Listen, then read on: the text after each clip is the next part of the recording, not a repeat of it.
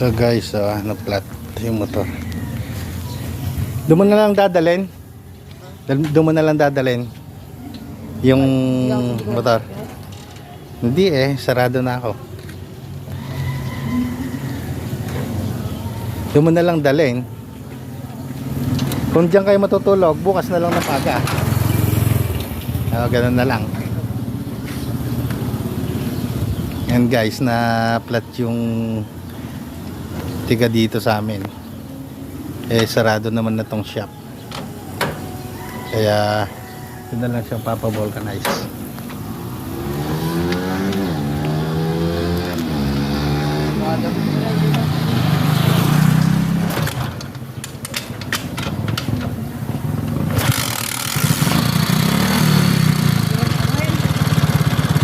Hirap paanda rin. Dahan-dahanin mo lang para hindi masira yung kwan. Yung interior. Naumo po. Okay.